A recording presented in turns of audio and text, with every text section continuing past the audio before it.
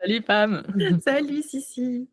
j'ai le grand plaisir de t'accueillir aujourd'hui sur mon podcast, dans lequel du coup cet épisode va être, dédié à ton interview pour, connaître ton parcours, d'où tu es parti au départ avant qu'on ait, commencé à faire ce travail ensemble et voilà, faire un peu le point de ton parcours, des peut-être des difficultés que tu as rencontrées et cetera et aussi où tu en es aujourd'hui pour, voilà, partager vraiment ton parcours depuis le début, le travail en cours et puis, l'après. Donc, est-ce que tu peux nous rappeler un petit peu de la période de ta vie avant qu'on ait commencé à travailler ensemble? Bah, déjà, c'est un honneur d'être, là avec toi. Ça me fait vraiment plaisir. Je me sens toujours à l'aise, d'ailleurs, c'est une des raisons pour lesquelles on en reparlera, mais j'ai voulu commencer ce coaching avec toi. La période de ma vie avant, en fait, j'avais un pied dans le développement personnel déjà un petit peu en 2020. Comme beaucoup de personnes, pendant le covid, on se remet en question, on essaie de trouver d'autres chemins que les chemins habituels qu'on prenait, Mmh. heu, d'automatisme et par rapport à ma relation avec ma mère et avec moi-même aussi, elle était, assez autodestructrice et très dans la victimisation parce que, je me disais tout le temps que, que je méritais pas, finalement grand-chose, que ma vision, de la vie, elle était pas extraordinaire, je le savais au fond, mais que c'était normal, parce que, je méritais le mal en gros, c'était ça. Mmh. Et avant de se rencontrer, avec, ma mère, même s'il y a toujours du travail à faire, j'ai l'impression que c'est un process toujours, de guérison, mais hem, je j'avais une relation, où je me cachais finalement, et que pour moi, c'était tellement normal de rentrer dans le moule qu'elle me demandait et donc il y a eu beaucoup de victimisation en me disant: «Ah bah, un peu pauvre de moi, je dois subir ça, mais c'est normal parce que c'est ma mère, c'est l'autorité» et cetera. Et il y a eu des moments de rébellion aussi où je me disais: «Mais non, mais c'est absolument pas comme ça que ça doit être» et c'était conflictuel dans l'autre sens. C'était un peu les 2 extrêmes, Mmh. heu, c'était injuste finalement ce que je subissais et qu'il fallait que je rentre dedans en fait, vraiment rentrer en conflit et et au final, ouais, c'est une relation qui était, où j'avais énormément du mal à poser mes limites, hem et Et surtout, les mots sortaient, je savais qu'il fallait que je parle quand même de ma vérité intérieure, mais les mots sortaient sans trop réfléchir, c'était beaucoup émotionnel. Mmh. Et j'ai toujours cru qu'il fallait que je fasse toujours, toujours harmoniser la relation, que c'était ce travail, il pouvait venir de son côté aussi. Je pensais qu'elle allait changer.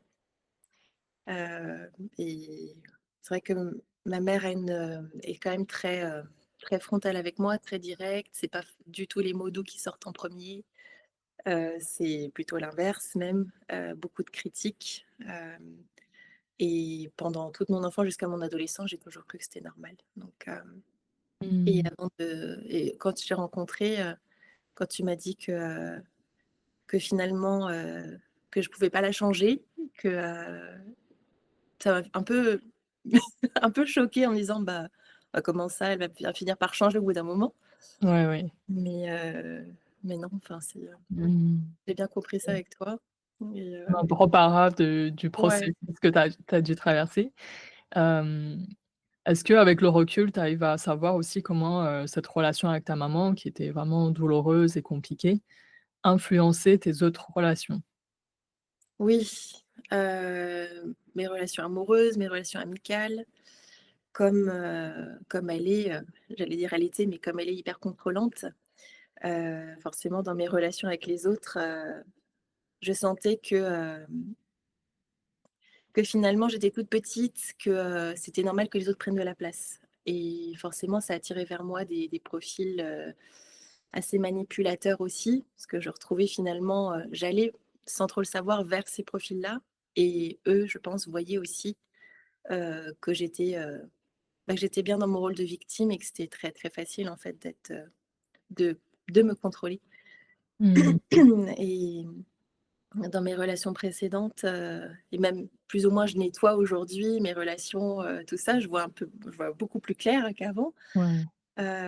Oui, les relations, amoureuses notamment, j'ai vu à quel point, bah, pareil, je faisais la victime, m'auto-sabotais, et que c'était normal qu'il y ait une autorité en fait, aussi. Et hem et dans les relations amicales, c'était plus ou moins équilibré quand même parce que je retrouvais un peu de réconfort. Mais, en fait, j'avais énormément honte même. Je voulais pas parler de ce qui me traversait, je contenais énormément. Mmh. J'avais l'impression que mes amis me connaissaient pas, plus que ça, puisque je contenais beaucoup. Mmh.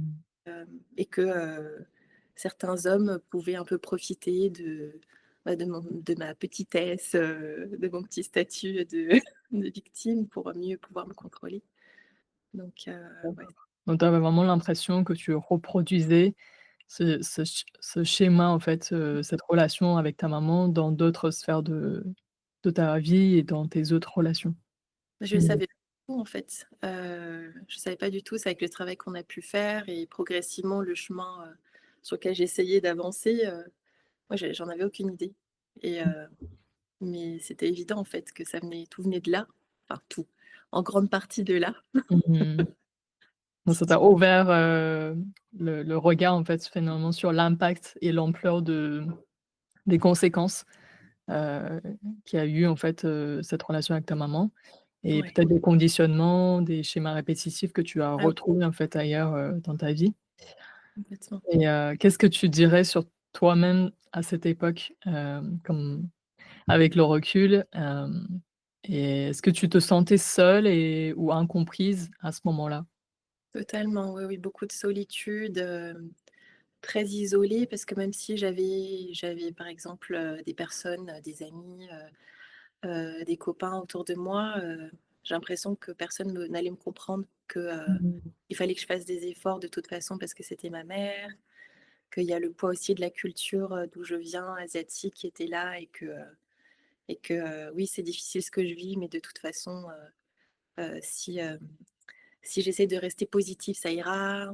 De la part de mon père aussi, qu'il fallait que c'était normal, de se sentir mal et que ça allait bien aller un jour, mais en fait, on m'écoutait pas et c'est surtout que je ne m'exprimais pas, ou quand je m'exprimais, c'était très dans l'émotionnel.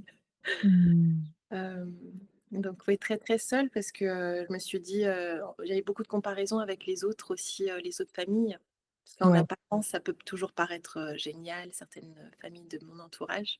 Je me dis: pourquoi eux ou elles vivent ça et pas moi?» Ah bah, c'est sûrement parce que, bah, c'est ma faute, parce que j'ai pas réussi à entretenir une relation harmonieuse avec ma mère, Mmh. donc beaucoup de ouais, très Donc seule. beaucoup de culpabilité, de poids, de Ouais, heu, même une honte finalement, ouais. de se Oui, dire: oui, «Bah». parce que quand même on parle d'un sujet, assez tabou dans la société. C'est pas facile de se remettre en question de la relation qu'on a eue avec notre mère et tout ça, sachant que la société nous dit que la mère aime inconditionnellement ses enfants et Mmh. Oui. jamais ils font du mal à leurs enfants et donc c'est très difficile de remettre ça en cause, de se dire que peut-être que c'était pas que moi le problème et que ça venait d'ailleurs et cetera. Oui, oui, j'ai vraiment Mmh. eu la sensation que c'était un amour sous condition en fait, mais ça je le savais pas. Parce Bah, que oui, pour moi, oui. c'était par défaut inconditionnel et que je me disais: «Ah c'est ça l'amour inconditionnel?» Mmh. Ouais, ouais. Oui, donc il y a beaucoup de j'imagine aussi ce moment de flou entre ce qu'on nous raconte dans la société et ce qu'on sent réellement. Il y a vraiment ce décalage, en fait.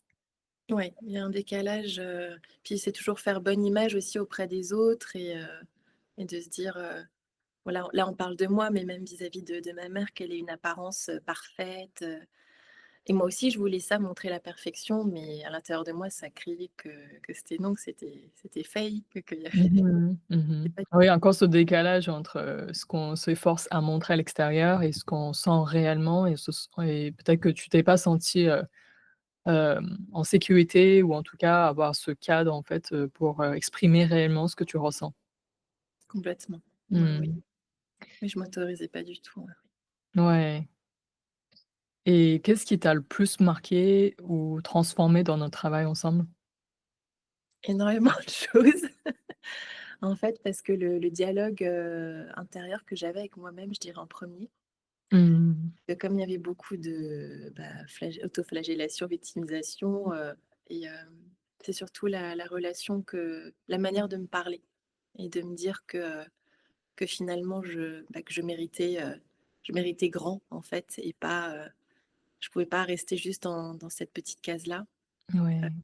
Donc il y a eu beaucoup, quand tu m'as appris justement à beaucoup mieux me parler avec plein d'outils, il y avait des choses très concrètes en fait. J'ai bien aimé parce que on peut lire des choses, on peut écouter des podcasts, on apprend beaucoup de choses, mais écouter, c'est pas mettre en pratique parce qu'on se dit: «Ah bah oui, c'est vrai, il y a ça» et on en Ouais. reste en surface. Mmh Et mh. comme tu m'as donné des outils vraiment pour apprendre à m'écouter, que ça soit même à m'écrire à moi-même, des choses que je faisais pas réellement, des Mmh. lettres, que ça soit des lettres à moi, à l'enfant intérieur, à même à mes parents, même que si Mmh. j'ai pas cette lettre, tu vois? Mais ça m'a énormément aidé à concrétiser, à mettre dans la pierre, en fait, Ouais, ouais, c'est super. toujours très concret. Et juste avant, qu'est-ce qui t'a donné, le courage ou l'élan de te faire accompagner? Heu, je suis quand même t j'ai réalisé que j'étais très intuitive, Mmh. et je pense que progressivement avec les années, j'en avais marre de rester là où j'en étais et progressivement, je me suis dit que inconsciemment finalement, je disais: «Bah, non, je peux pas en rester là, je mérite quand même mieux que ça, il faut que je me fasse aider, il faut pas que j'ai Mmh. honte» et puis, le chemin, m'a présenté à toi Mmh et mh. ça a été tellement fluide et évident, la bienveillance que tu transmets juste par un simple appel, de découverte que je sentais qu'il y avait pas besoin d'expliquer, Mmh. grand-chose pour me sentir comprise et c'est vraiment ça, ce Mmh. ce besoin de se sentir comprise et de se dire: «Bon, c'est bon, je suis en sécurité là» et Mmh. heu j'avais besoin d'aide, je le savais au fond et dès que Ouais. j'ai senti intuitivement que c'était le moment, je pourrais pas trop dire comment, mais c'était là, Mmh. il fallait que j'avance. Magnifique. Et est-ce qu'avant qu'on ait eu cet appel, tu avais eu d'autres, tu avais essayé peut-être d'autres choses, d'autres approches? Oui, j'avais essayé pas mal de choses, la psychiatrie parce que je pensais vraiment que j'avais un problème, très, très profond et même éventuellement prendre des médicaments, mais que je n'ai pas pris du coup, mais parce que ça n'allait pas dans mes relations précédentes, amoureuses surtout. C'était un peu Mmh le mh. hem et finalement avec le recul, je me rends compte que j'avais beaucoup ma part de responsabilité aussi, que je croyais Mmh. dire, mais non en fait c'était ma j'étais responsable aussi. Hem, j'ai fait donc la psychiatrie, après, psychothérapie, spécialisée surtout pas dans la relation avec, la mère parce que j'étais pas trop au courant que c'était ça qu'il fallait creuser. Mmh. Donc voilà, parce que Mmh. je sentais qu'il fallait libérer la parole, voilà et Mmh après, mh. resté quand même, 2 ans, un peu plus même et après j'ai fait une séance de coaching, pour essayer d'aborder mes relations, essayer de pouvoir, déjà me sentir écoutée et mieux comprendre mes mécanismes et Mmh. ça m'a forcément aidée, je pense, mais j'ai pas eu de déclic. C'était plutôt, tout ce qu'on me disait, c'était: «Bah oui, bah, c'est normal, oui, c'est une évidence ce qu'ils me disent». En fait, je voulais pas écouter aussi, je pense D'accord. et je pense que le coaching avec toi, c'était, au contraire, il y avait vraiment des c'est pas qu'ils me mettaient pas d'outils, concrets, mais de ton côté, c'était vraiment très, révélateur parce que finalement, je savais et je voulais pas aller plus loin parce que j'avais peur, que c'était ma mère, le centre Mmh. de ma manière de rentrer en relation avec les autres, en fait. De comment Mmh. je voyais le monde, tout partait de la source, c'était ma mère, en fait. La Mmh. relation avec mes Mmh. je dirais que c'est vraiment très efficace, tout ce qu'on a fait, et surtout la durée, en fait, en quelques mois, même le premier mois, il y a eu un grand changement déjà de fou que j'ai pas eu avec les autres thérapies, je pense. Mmh. Donc ça allait très, très vite. Ouais, je pensais pas que ça allait aller aussi vite. Moi, j'étais super motivée aussi et et j'avais peut-être des années de thérapie derrière, mais mais c'était pas pareil, non, c'était vraiment, ouais, c'était une évidence, quoi. Ce que tu me disais, évidence, mais avec des choses très, très précises. D'accord, Mmh. intéressant. Et est-ce que du coup, pendant notre travail ensemble, pendant le processus, tu as eu des moments difficiles, des moments challengeants? Et si oui, comment tu les as traversés? Bah, oui, parce que, je dirais les premières semaines, tu me disais d'écrire par exemple, hem, avec un fil conducteur, certaines choses, sur même les gratitudes, sur pourquoi je suis reconnaissante et au début, je me suis dit: «Bah, pourquoi je fais ça? Pourquoi je peux pas juste me dire dans ma tête?» Puis j'avais du mal à trouver aussi, ce qui était, ce pourquoi j'étais reconnaissante. Mmh Donc il y a eu mh. des résistances à écrire parce que, je suis quelqu'un qui reste très longtemps dans la tête, qui boucle, Mmh. hem et il y a eu pas mal de challenges sur ça et de me dire: «Bah, elle me donne ces outils-là, il y a bien une raison, mais est-ce que ça va vraiment m'aider à avancer, plus que les autres thérapies? Est-ce que» voilà et puis il y avait une peur aussi, la peur de découvrir un peu plus, comment je me parlais à moi-même, déjà. Parce que je savais que c'était pas bon, mon dialogue intérieur. Et puis la peur en fait de revenir être trop émotionnelle parce que, on m'a toujours dit ma mère m'a toujours dit que j'étais faible, que c'était pas bien de déborder d'émotions parce qu'elle, je le voyais qu'elle le faisait, mais c'était tornade, mais enfin c'est tornade Mmh et mh. j'avais peur d'être dans la tornade aussi, Ouais. émotionnelle, juste face à moi-même en fait. Mmh mh. Ouais, je voulais garder mon petit masque, j'avais envie de l'enlever, hein, vraiment à fond, mais j'avais cette Ça sert résistance, en même temps. Oui, oui. beaucoup de ouais. Puis j'avais même la peur de voir qui j'étais réellement. Mmh.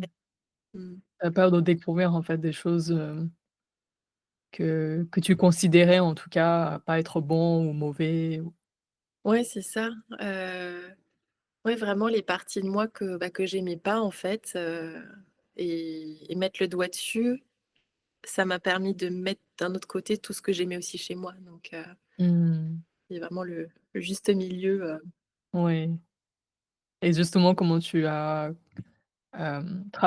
surmonté en fait ces difficultés, ces réticences et ces peurs? hem je pense juste en te faisant confiance, enfin, en me faisant confiance aussi en me disant: «Bah, si je fais un coaching, c'est pour y aller à fond, c'est pas pour faire les choses à moitié». Mmh Donc mh. et bon, je vais jusqu'au bout, peu importe où ça mènera, mais je sentais à l'intérieur de moi que c'était que pour mon bien et pour le bien de mes relations, en général, pas qu'avec ma mère. Donc c'est ça s'est débloqué progressivement quand je voyais qu'il y avait des mécanismes, c'est comme le sport en fait, quand il y a des mécanismes, que le corps s'habitue, à ouais, certains mouvements qu'on fait, bah, c'est pareil avec la tête, c'est comme si ça se reconnecte un peu les neurones et on se dit: «Bon alors, Ouais. je dis pas que j'ai fait tous les exercices toujours régulièrement et cetera parce que je me considère pas non plus comme vraiment absolument parfaite, mais j'ai fait vraiment de mon mieux Mmh. pour, heu, pour créer quelque chose à chaque fois quoi, Ouais. quand on se rencontrait, je me suis dit: «Bon, il y a le goal là, j'ai peut-être traîné à faire ça, mais je le fais quand même, Mmh mh. de mon mieux» et Oui, c'est mmh, super. Oui et puis, bah, tu en fait, pendant notre accompagnement, je m'en souviens, tu me contactais quand même, voilà, quand il y a un blocage, quand il y a quelque chose qui que tu aimerais, passer au-delà et que, en tout cas, tu n'hésitais pas à me contacter et voilà. Je pense que, hem, le niveau de confiance que tu as eu en moi, en toi, à ce processus a été très important. c'était la fluidité en fait parce que, je me sentais comprise avec toi. Et Mmh que je savais que je pouvais dire, rester moi-même, en fait. mh. Donc Ouais. même dans nos échanges hors séance, je savais que tu étais là avec une écoute et tu m'as toujours dit j'aime beaucoup ta formulation, «Je t'invite à». C'était pas, du tout, «Fais ci, fais ça». Même si des fois j'aime bien quand on me dit clairement: «Bah, là maintenant ça suffit, il faut y aller». Mmh. Mais «Je t'invite à faire ça». Il y avait toujours des suggestions très douces, Mmh mh. de prise de conscience, me recentrer en fait, de l'enfant intérieur dont tu parles souvent, j'avais conscience qu'il existait, mais c'était très abstrait pour moi ce concept. Bah, oui, oui. Ouais, jusqu'à ce qu'on vit pleinement, oui, ça peut rester, comme tu disais, oui, il y a vraiment, je pense 2 niveaux. Il y a le «je sais» et puis ouais. il y a le «je le suis». Je l'ai vécu et je sais que c'est en moi et que ce n'est plus abstrait et ça devient concret et c'est là qu'on voit en fait qu'on vit la transformation. Ouais, parce que les Mmh. thérapies avant, c'était dans ma tête, quoi. Il y avait rien d'incarné. Oui, oui, Je sais, normal, bah oui. oui. Super, Donc là le là là, ce travail t'a aidé à, être, finalement moins dans le mental et plus dans l'être, plus dans l'incarnation, et tu sens vraiment le changement à l'intérieur de toi. Oui, parce qu'avec les rituels que tu donnais aussi à faire, la le corps, la prise de conscience, des mouvements, tu m'as conseillé justement aussi d'aller plus dans les activités créatives, d'avoir conscience en plus de l'aspect plus physique qu'abstrait dans la tête. Mmh mh. Même le toucher, je me souviens que tu m'avais conseillé quelque chose qui te rassure, avec les sens en fait et Mmh la petite boîte, avec les les choses qui permettent de se reconnecter quand on a peur, quand on se sent seul. Mmh mh. Il y a beaucoup de ouais, pratiques, concrètes quoi. Mmh. Mmh. Cool. Mmh mh.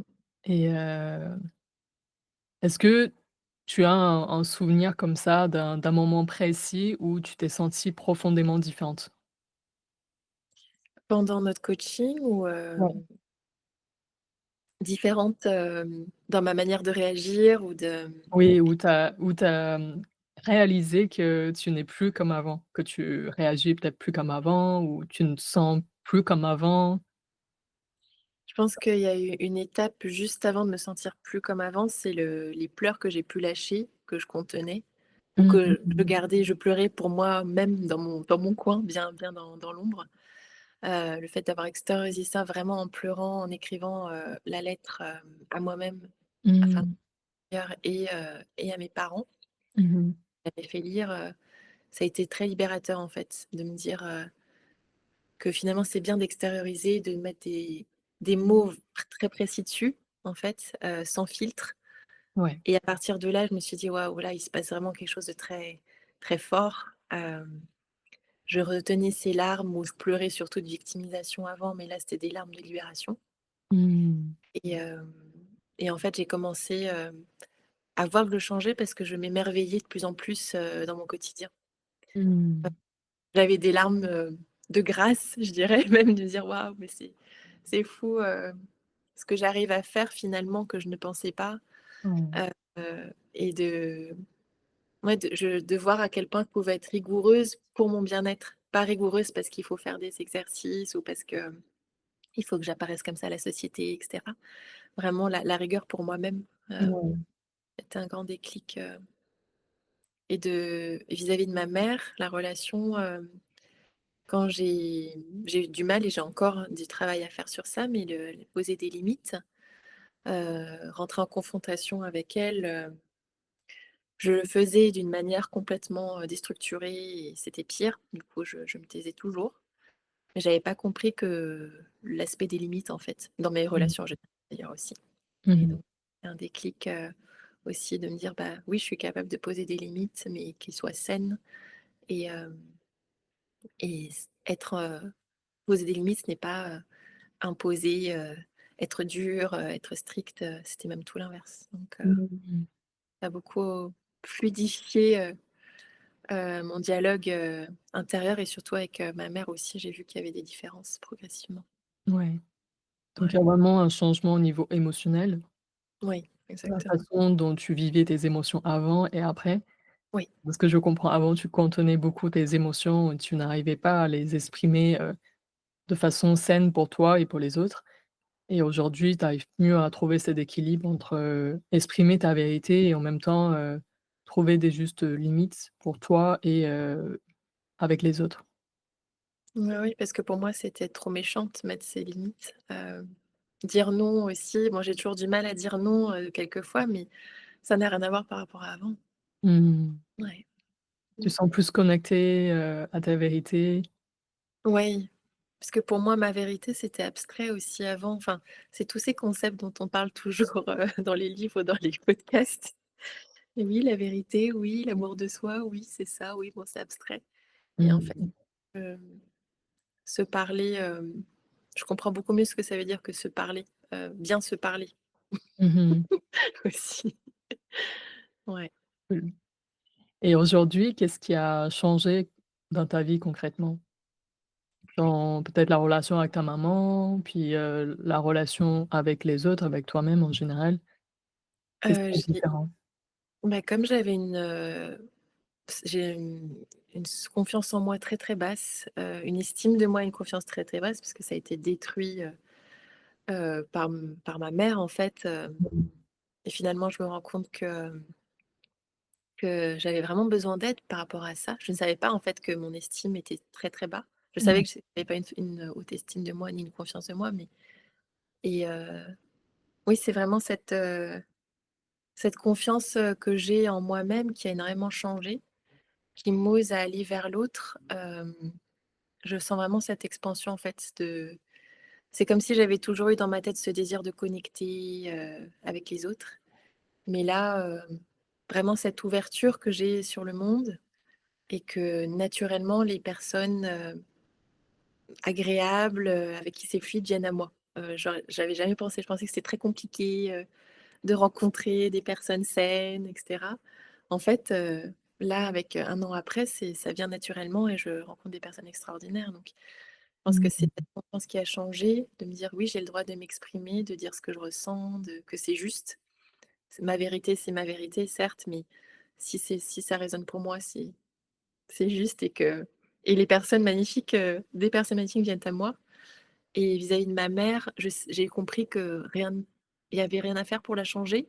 Par contre, comme ma relation avec moi-même a changé et tous mes a priori dans ma relation aussi avec ma mère, heu c'est je dirais même plus fluide aujourd'hui. Ça me passe au-dessus, ce qu'elle peut me dire, de les missiles que je reçois.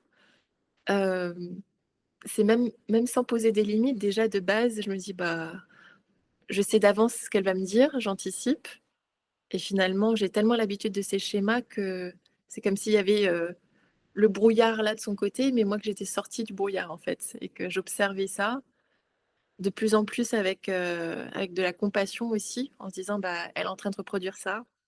Comme d'habitude, c'est parce qu'elle a sûrement peur ou parce que c'est ce qu'elle espérait que moi je devienne, que je ne suis pas, selon ses critères à elle, selon ses enfin, donc sortir de ce moule-là, hem, beaucoup plus de sérénité, je dirais et même de voir que, sans que je ne demande rien, je suis soutenue, en fait, dans ma relation avec ma mère. Donc, vis-à-vis de mon père aussi, qui est, vraiment très, qui aime ma mère, d'une puissance, aveugle, parce qu'elle a forcément de l'emprise, sur lui, sur la relation.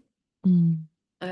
Et je n'en veux pas du tout, à mes parents pour ça, parce que je sais qu'ils ont cet équilibre-là, qu'il soit toxique, peu importe, mais je vois bien que voilà, il est dans ce schéma-là, mais de me voir m'éloigner de tout ça, prendre la distance et surtout de voir que ça me passe au-dessus, je vois que mon père me soutient, mais il Mmh. s'exprime jamais normalement.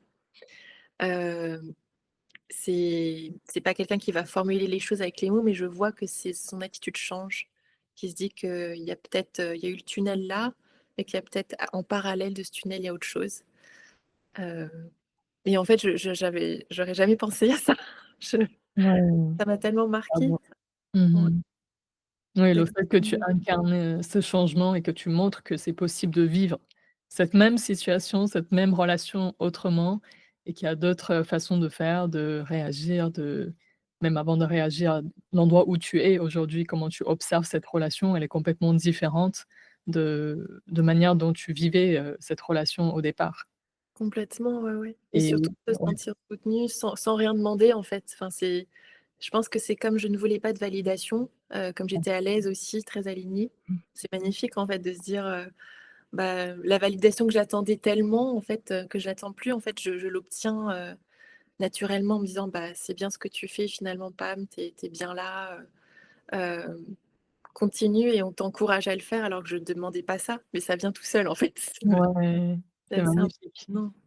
Est-ce que tu penses que c'est le fait que toi-même tu t'es donné cette validation et que du Bien coup, sûr, tu deviens un petit peu le manier de en fait, les gens, ils te confirment où tu en es aujourd'hui, par rapport ouais, à avant où c'était, peut-être sentiment de soi en tout cas, il était pas, très solide au départ.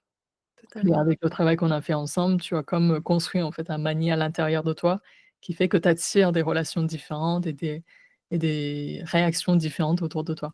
Ah complètement, ouais, c'est exactement ça. Très bien formulé. Ouais, c'est super puissant et je suis super contente vraiment de ton parcours, c'est très inspirant et Ouais, c'est grâce à toi, toute seule, j'aurais mis beaucoup plus de temps ou je pense que j'y serais pas arrivée. on sait pas, mais en tout cas, Mmh. bah, en tout cas, tu as fait un super beau parcours, et on voit bien du coup le avant après. Ouais. Oui, oui, je réalise pas encore vraiment parce que en fait, tout s'est fait de façon très fluide, en fait et j'ai même Mmh. eu du mal, au début quand tu me demandais de voir comment c'était avant, j'ai eu du mal à voir comment c'était avant. Tellement aujourd'hui, c'était une évidence que je suis moi-même et que c'était presque impossible d'avoir vécu tout ça avant. C'est très bizarre à formuler, mais j'avais du Mmh. mal à mettre un pas dans le passé tellement maintenant je suis là, dans le présent et même projetée plus sur ce qui j'ai hâte, en fait, de ce qui va arriver après. Ouais, Mmh. oui, oui.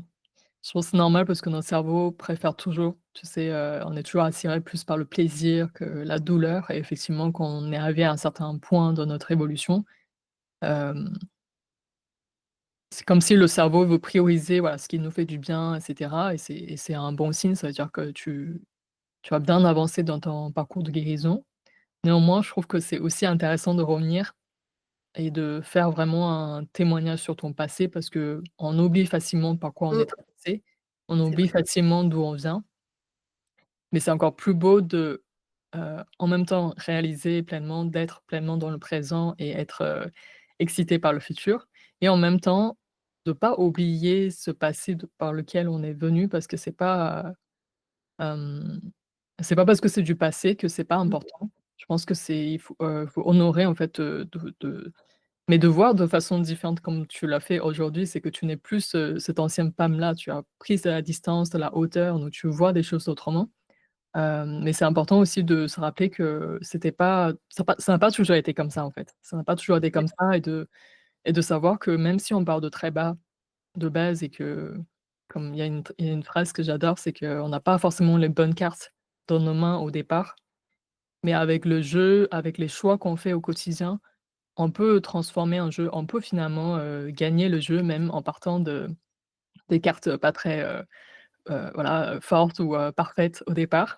Mmh, mmh, mmh, mmh. Grâce à nos choix, à ce qu'on fait, ce qu'on décide au quotidien, bah, on peut quand même renverser, la tendance et c'est ce que tu démontres aussi avec ton histoire. Ouais, complètement, oui, oui. Oui, c'est important de faire ce bilan-là, de voir d'où on vient, bien sûr, Mmh. pour voir la progression. Ouais et pour terminer, est-ce que tu veux, qu'est-ce que tu aimerais dire à une femme qui se reconnaît dans ton histoire, dans ton vécu, mais qui n'ose pas encore, passer à l'action, qui se pose des questions, qui se demande, «Est-ce que je vais y arriver? Est-ce que c'est, le bon truc à faire?» Bah, je pense la première chose c'est de se dire qu'elle n'est pas seule, que certes on vit tous des expériences uniques, mais que, c'est ce qui m'a beaucoup touchée, c'est cette sororité en fait, de voir qu'on traverse des choses, qu'on va pas forcément les nommer, les exprimer, on se dit que ça n'arrive qu'à nous, mais en fait non, ça arrive, peut-être le même schéma ou sous d'autres formes, mais et que surtout de se dire, bah, que ce qu'on vit là, c'est pas un cas isolé. Je pense que c'est vraiment, hyper important de se dire ça, qu'on n'est pas seul à traverser ça, des tempêtes et tout ça. Et après je dirais, vraiment s'écouter et de pas, mettre un couvercle, sur, ce qu'on peut ressentir, c'est très facile à dire, finalement, mais de cesser d'avoir honte. Parce que si on ressent telle ou telle émotion, c'est que, bah, ces émotions nous traversent, c'est qu'on a un vécu, parfois très dur et qu'il faut accepter d'avoir subi des choses, parfois très violentes et que malgré ça, qu'il y a toujours, au bout de ce process, si on décide d'enlever ce couvercle-là et de qu'il y a toujours cette lumière vraiment au fond pour, au fond, je sais que toute femme, même tout homme, qui traverse des émotions fortes, c'est au fond de lui qu'il y a quelque chose, qui est au-delà de ça, qui mérite qu'on mérite mieux. Donc, c'est beaucoup aussi se respecter, s'honorer en fait, parce que des fois on se dit, qu'on est toute seule à vivre ces galères-là et que que c'est malheureux, qu'on est une pauvre victime ou autre, mais qu'il y a réellement, qu'il y a qu'il y a toujours des solutions en fait, vraiment, pour s'en sortir. Peu importe ce qu'on choisit comme solution, il y a tellement d'outils aujourd'hui.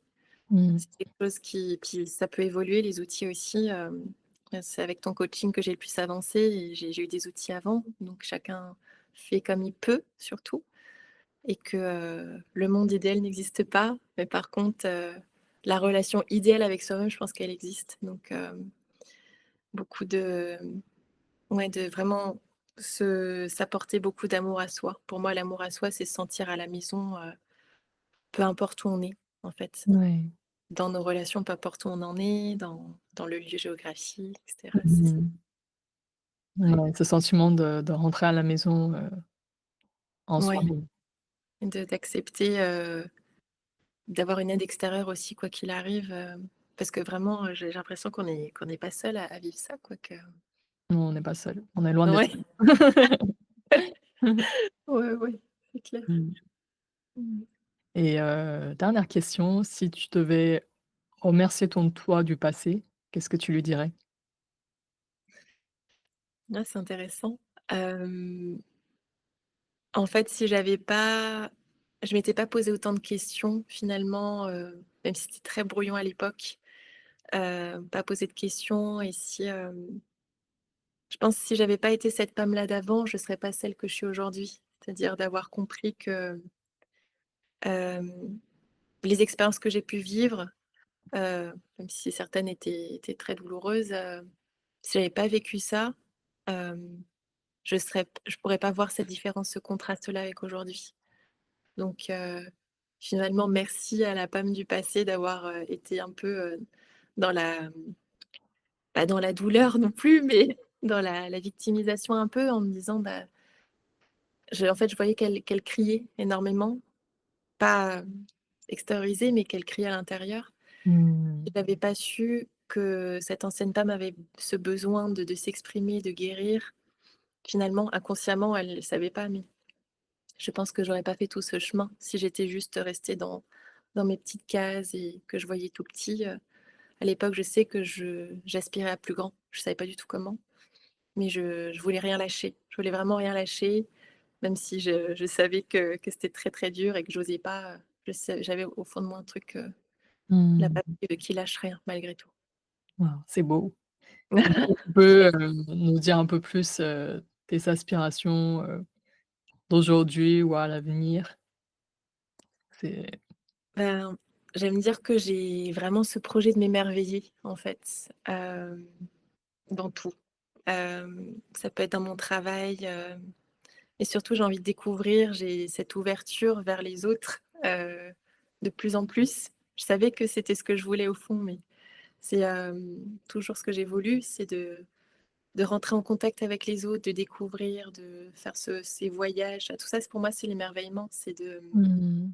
dire j'ai pas envie de rester dans un petit truc, où on aurait voulu que je reste dans ce moule.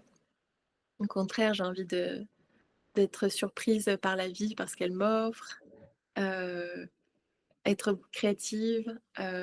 C'est ça plus mes projets, c'est pas, je sais pas, ça serait pas construire une maison ou quoi, c'est vraiment, être toujours dans le: «Oh, «Waouh, c'est trop beau ce Mmh. que je vois là sous mes yeux, c'est trop beau ces relations».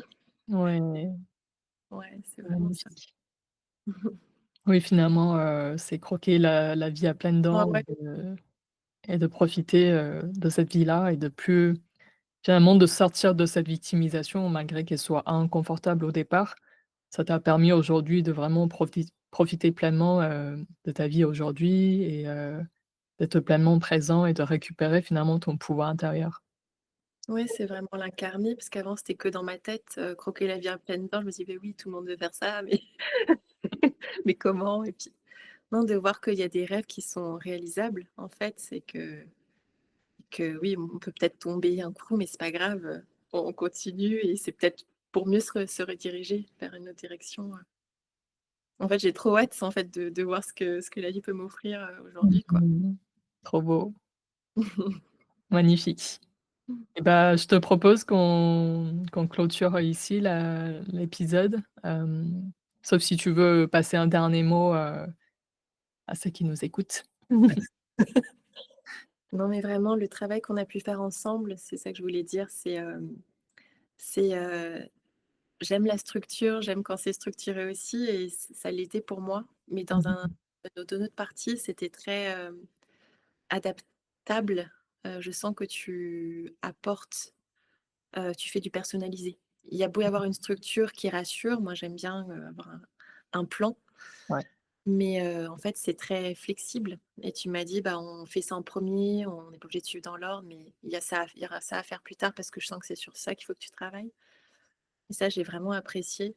Ça m'a aidée parce qu'encore une fois, je me sentais comprise, je me sentais écoutée et en plus, il y avait quelque chose de concret et d'incarné. Parce que je savais que toi, tu l'incarnes très pleinement, et que du coup, je me dis: «Bon, bah, elle a traversé tout ça, donc elle sait ce qui est bon à faire, et surtout, flexible» et Mmh. donc je pense que oui, c'est un travail, ça peut prendre du temps, le process et tout, mais ça en vaut tellement la peine donc ouais. Merci à toi. Merci à toi, Pam. Voilà, comme je dis, encore une fois, effectivement, j'ai construit ce programme, par rapport à ce que j'avais vécu, ce que j'ai traversé. J'ai vraiment rassemblé les meilleurs outils, les plus efficaces en tout cas à mes yeux pour l'offrir en fait à ceux qui ont besoin et ceux qui n'ont pas encore, fait ce travail, en tout cas qui n'ont pas encore vu les bénéfices qu'on peut vivre, comme tu témoignes aujourd'hui. Et ce qui est très important à mes yeux, je trouve, ce qui fait qu'une femme réussit en fait à dépasser tout ça et aller au-delà et comme tu le vis aujourd'hui, pleinement et cetera, c'est que tu as su en fait, saisir cet élan et accepter de l'aide à l'extérieur et aussi tu as su faire confiance à moi, à la personne qui t'accompagne, à au processus et à toi-même et je trouve que c'est vraiment, les critères qui font que tu as rapidement vu, de l'évolution, du changement dès le premier mois, dès le premier mois qu'on a commencé à travailler ensemble et c'est vraiment, voilà, aussi un travail constant et le fait que tu me partages aussi que tes outils t'accompagnent encore aujourd'hui et que tu t'en sers encore des outils que je t'ai transmis aujourd'hui, Mmh. c'est super beau parce que c'est en fait, comme tu dis, les outils évoluent avec toi et que peut-être aujourd'hui tu les utilises même différemment et cetera parce qu'il y a des changements dans ton parcours et le fait que ça soit concret à la vie, que tu puisses les appliquer au quotidien, c'est vraiment voilà comme un cadeau qui te suit en fait. Complètement. Ah oui, oui, c'est très adaptable, à chaque personne, je pense, les outils que tu proposes et après je les personnalise à ma manière, j'ai vraiment envie d'écrire mes rêves, par exemple, tu vois? Ce genre de choses. Trop, trop cool. Ouais, merci Bah, beaucoup. merci beaucoup pour ton partage, Pam. J'espère Merci. que cet épisode, va inspirer encore plein d'autres femmes à passer à l'action, à concrétiser leurs rêves, à se connecter, en fait, avec cette grandeur et d'arrêter de se limiter, en fait, à la petite case, au conditionnement qu'on peut recevoir de notre famille, de notre mère, de notre père, de la Ouais, société aussi et complètement, qu'on puisse, voilà, sortir de tout ça pour, être, pleinement soi et laisser, en fait, ces fardeaux derrière nous. complètement. Merci Génial. beaucoup. Merci à toi. Génial.